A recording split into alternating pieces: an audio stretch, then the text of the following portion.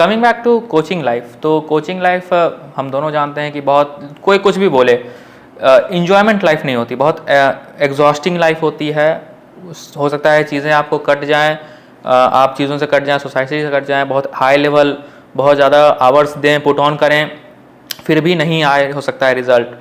तो आपको क्या लगता है कितने सालों तक कोचिंग लाइफ जीनी चाहिए? और परमानेंट लाइफ नहीं है ऐसा तो मैं बहुत स्ट्रांगली बिलीव करता हूँ, कोचिंग लाइफ परमानेंट लाइफ नहीं हो सकती किसी भी बच्चे के लिए। तो क्या लगता है कि कब लगना चाहिए कि बस अब रुक जाना चाहिए? ये बहुत ही अच्छा क्वेश्चन आपने पूछा और ये बहुत ज़रूरी क्वेश्चन है। आज तक मेडिकल लाइन में इस बारे में बात नहीं होती है। इंजीनियरिंग के अंदर आप देखेंगे ये बात होती है और गवर्नमेंट ने भी 1 अटेम्प्ट 2 अटेम्प्ट कर दिया है और वो अच्छा है। मेडिकल के अंदर एक बहुत बड़ी समस्या क्या है कि बच्चे को लास्ट तक लगता है कि नहीं मेरा हो जाएगा। पेरेंट्स भी क्योंकि कहते नहीं ठीक थोड़ा और मेहनत कर ले।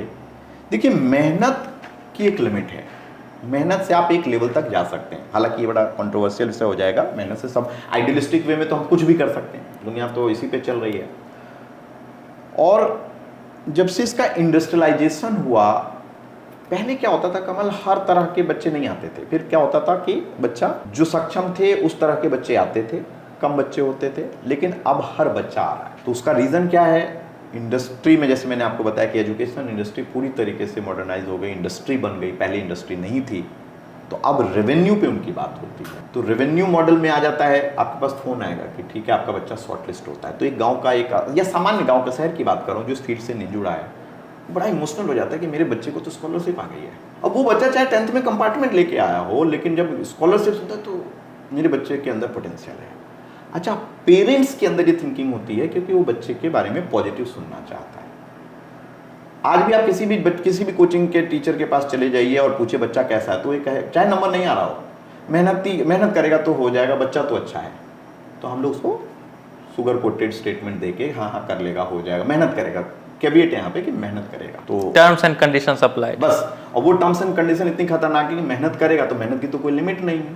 सही बात। अब भाई पेरेंट्स कहेगा कि हाँ मेहनत करेगा, बच्चा कहेगा मैं मेहनत करूंगा, तो उसमें क्या होता है कि बच्चे एंटर कर जाते हैं। तो मेरा ये मानना है कि ठीक है, फर्स्ट अटेम्प्ट तो ड्रॉप सबको लेना चाहिए, सबको मतलब फिर से जो इंटरेस्टेड हैं, जिनमें थोड़ा सा लगे कि रुझान है, तो आप एक ड्रॉप ले सकते हैं अपने को परखने के लिए।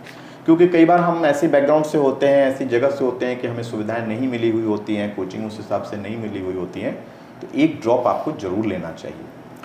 बट एक ड्रॉप के बाद दूसरा ड्रॉप लेते वक्त इस बात का ध्यान रखें कि पहले ड्रॉप में आपने क्या पाया। अब अगर पहले ड्रॉप के बाद भी आपके मार्क्स 150 आ रहे हैं सब मिला के, या 200 आ रहे हैं, तो भाई फिर ये लंबी जर्नी है। फिर ये यहां से 600 तक लाना, आज की डेट पे 600 प्लस पे आपका सिलेक्शन है, तो वो आसान नहीं रहा। तो यहां एक चीज एडमिट करनी पड़ेगी बच्चे को कि या तो आपने पिछले साल नहीं किया, भाई ये तो एडमिट करिए ना, आपने साल भर की तैयारी करने के बाद आपके नंबर 150 आए, कोई भी XYZ रीजन रहा हो, तो यानी वहां मेहनत की कमी रही। तो क्या गारंटी है कि आप अगले साल फिर मेहनत करेंगे? चलिए ठीक है, तो मेरा मानना है फर्स्ट ड्रॉप के बाद अगर आप 400-500 के आसपास का नंबर है तब आप सेकेंड ड्रॉप पे जाइए। लेकिन पहले ड्रॉप के बाद भी आपका नंबर 150-200 है, तो मेरा मानना है कि नहीं, आप गलत डायरेक्शन में जा रहे हैं, एक अंधेरी दुनिया में जा रहे हैं जहां पर आपका कैरियर बर्बाद होगा। 2 ड्रॉप ले लिया आपने, फिर भी उसके बाद तीसरा ड्रॉप आप तभी जाइए जब कम से कम 550 के आसपास का आंकड़ा हो।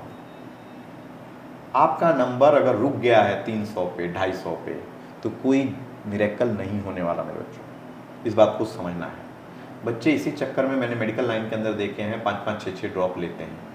मुझे गौतम नगर में मैं जब था तो एक वाकया याद आया कि एक बच्चा मुझे मिला जिसकी शादी हो गई, जिसके बच्चे हो गए और वो मेडिकल की तैयारी कर रहा था।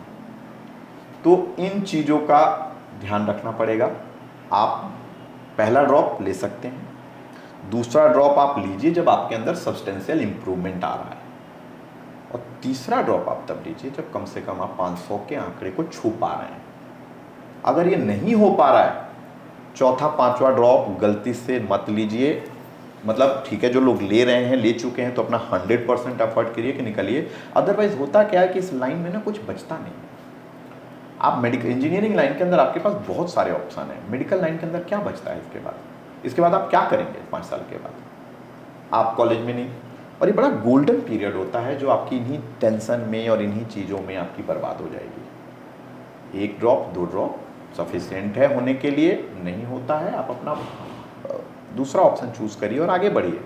आज दुनिया में इतनी अपॉर्चुनिटीज़ हैं कि ज़रूरी नहीं कि आप डॉक्टर बन के ही कमाएंगे, बहुत सारे ऑप्शन हैं, बहुत सारे लोग बिना डॉक्टर बने ही बहुत सारी चीज़ें कर रहे हैं। तो ये बताना बच्चों को बहुत ज़रूरी है, पेरेंट्स को बताना बहुत ज़रूरी है कि भाई आप 4 साल 5 साल का ड्रॉप मत लीजिए। अगर 4 साल 5 साल का आप ड्रॉप ले रहे हैं तो बहुत ही एक अंधेरी दुनिया में आप जा रहे हैं जहाँ के बाद ऑप्शन नहीं बचेगा आपके पास। क्योंकि मेडिकल में बचा क्या, नर्सिंग, बायोटेक, एग्रीकल्चर, ये चीज़ें बची हैं। उसके बाद एक्चुअली क्या मतलब सीधा यहाँ से यहाँ गिर जाता है, सही बात। इतना फॉल आ जाता है फील्ड के अंदर।